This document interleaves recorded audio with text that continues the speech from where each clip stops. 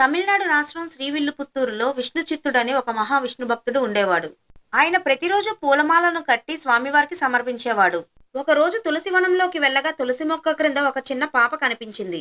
దైవ ప్రసాదంగా భావించి కోదై అని నామకరణ చేసి సొంత కూతురిలా అల్లారు ముద్దుగా పెంచారు. క్రమేణా కోదా గోదాగా మారింది. తమిళంలో కోదై అంటే తులసిమాల అని అర్థం. గోదాదేవి చిన్నప్పటి నుండి కృష్ణుడి భక్తురాలు. యుక్త వయసు వచ్చేసరికి ఆ భక్తి కాస్త ప్రేమగా మారిపోయింది. విష్ణు చిత్తుడు ఆ శ్రీకృష్ణుడి కోసం రోజూ తెచ్చే పూలను గోదాదేవి మాలలా కట్టి ముందు తాను మెడలో ధరించి తను ఆ శ్రీకృష్ణుడికి సరిపోతానా అని అద్దంలో చూసుకొని మురిసిపోయేది. ఒకరోజు ఆ మాలలో తల వెంట్రుకలను విష్ణు చిత్తుడు చూసి ఏం జరుగుతుందని గమనిస్తే గోదాదేవి ఆ మాలను ధరించడం చూస్తాడు. అది చూసి తన వల్ల ఇన్నాళ్ళు అపచారం జరిగిందని బాధపడతాడు. శ్రీకృష్ణుడు కలలో కనిపించి గోదాదేవి సాక్షాత్తు భూదేవి అవతారమని, ఆమె ధరించిన మాల తాను ధరించడం ఆనందమేనని చెప్తాడు. గోదాదేవి పెళ్ళంటూ చేసుకుంటే ఆ శ్రీకృష్ణుడినే చేసుకోవాలనుకుంటుంది. అందుకోసం శ్రీవ్రతంని ఆచరించింది. అంతేకాదు తన